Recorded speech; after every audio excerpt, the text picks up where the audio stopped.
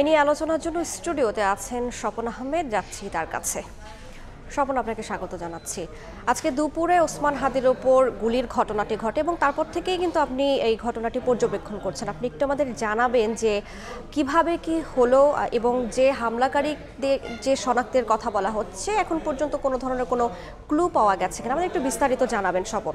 রাইসা, আপনাকে ধন্যবাদ। আসলে আজকে ঠিক নামাজের পর, যেহেতু আজকে জুম্মার দিন ছিল, নামাজের পরপরই হাদি তিনি গণসংযোগ করার উদ্দেশ্যে রাজধানীর পল্টন থেকে অর্থাৎ ফকিরাপুল থেকে পল্টন যাওয়ার যে সড়কটি রয়েছে সেই সড়ক দিয়ে তিনি যখন ডিয়ার টাওয়ারের কাছে পৌঁছায় তখনই কিন্তু তাকে গুলি করা হয়। এই গুলি করার পরপর স্থানীয় মানুষজন যখন জড়ো হয়, আমরা যখন ওইখানে উপস্থিত হলাম তার পরপরই আসলে মানুষের কাছ থেকে জানতে পেলাম যে কি হয়েছিল। স্থানীয় মানুষ তারা আমাদের বলছিলেন যে খুব কাছে থেকে তাকে গুলি করা হয়েছে। ডিয়ার টাওয়ারের সামনে যখন তিনি উপস্থিত হন, পেছন থেকে তাকে মোটরসাইকেল ফলো করছিল, এটি পরবর্তীতে আমরা জানতে পারলাম। এই যেটি দেখছেন যে পল্টনে যাওয়ার পথে রিকশায় তাকে হামলা করা হয়।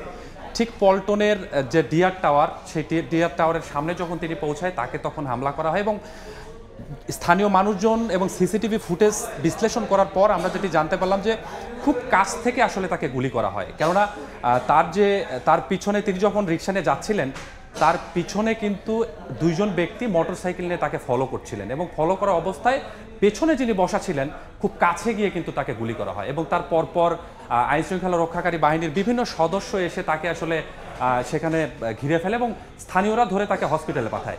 যখন আইনশৃঙ্খলা রক্ষাকারী বাহিনীর সদস্যরা আসলেন তারপরেই আসলে আমরা ক্লিয়ার হলাম যে পরপর খুব কাছ থেকে তাকে দুইটি গুলি করা হয়। কারণ সিআইডির যখন ক্রাইম সিন ইউনিট কাজ করছিল তখন ঘটনাস্থলের পাশেই আমরা দেখতে পেলাম যে দুইটি গুলির খোসা। এই খোসা থেকেই আসলে আমরা নিশ্চিত হতে পারলাম যে খুব কাছ থেকে তাকে পরপর দুইটি গুলি করা হয় এবং তারপরেই ভেন্টিলেশনে ঢাকা মেডিকেল কলেজ হাসপাতালে তাকে নেওয়া হয় এবং তারপরে সেখানে তার ট্রিটমেন্ট চলে এবং পরবর্তীতে কিছুক্ষণ আগেই অর্থাৎ 8:45টার দিকে তাকে কিন্তু নিয়ে যাওয়া হয় রাজধানীর এভারকেয়ার হাসপাতালে। যদিও সরকারের পক্ষ থেকে বলা হয়েছিল যে তাকে সিএমএইচ হাসপাতালে নেওয়া হবে, কিন্তু তার পরিবার বলছিলেন যে না, তাকে এভারকেয়ার হাসপাতালে তার চিকিৎসাটা হোক। এদিকে ইনকিলাব মঞ্চের মুখপাত্র শরীফ ওসমান হাদির উপর হামলায় নিন্দা ও অপরাধীদের শাস্তির মুখোমুখি করার আহ্বান জানিয়েছেন জামাত, এনসিপি সহ বিভিন্ন রাজনৈতিক দলের নেতারা। আর হামলাকারীদের দ্রুত আইনের আওতায় আনার নির্দেশ দিয়েছেন প্রধান উপদেষ্টা ডক্টর মোহাম্মদ ইউনূস। স্বপন, আমরা দেখলাম যে প্রতিক্রিয়ার বিষয়টি উঠে এসেছে। আপনি একটু আমাদের জানাবেন যে নির্বাচনের কিন্তু খুব বেশি দিন সময় নেই, তার আগে এরকম একটা ঘটনা ঘটে গেছে। জামায়াত, বিএনপি সহ আরও যে দলগুলো আছে তারা আসলে কি বলছে?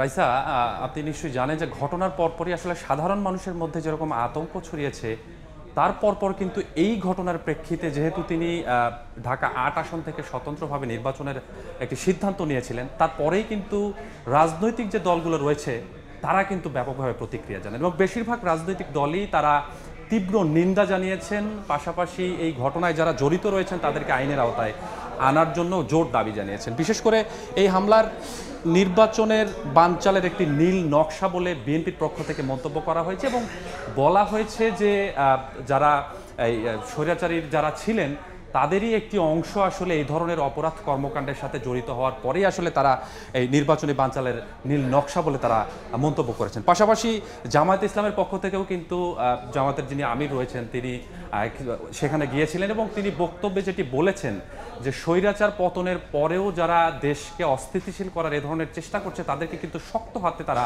দমন করবেন এবং দমন কিভাবে করতে হয় সেটিও কিন্তু তাদের জানা আছে, এমনটি কিন্তু জামাতের পক্ষ থেকে বলা হয়েছে। পাশাপাশি এনসিপি কিন্তু তারা বলেছেন যে জননিরাপত্তায় ব্যর্থ অন্তর্বর্তীকালীন সরকার। এনসিপির বেশ কয়েকজন নেতা তারা ভিন্নভাবে বক্তব্য দিয়েছেন, তবে বেশিরভাগ নেতাই বলেছেন যে 24-এর 5 আগস্টের পরে আসলে এ ধরনের ঘটনা, সামনে নির্বাচন, ইশতেহার ঘোষণা হয়ে গেছে গতকালকে, এই সময়ে এসে অর্থাৎ ইশতেহার ঘোষণার পরে এসে এ ধরনের ঘটনা আসলে কোনোভাবেই কাম্য নয়।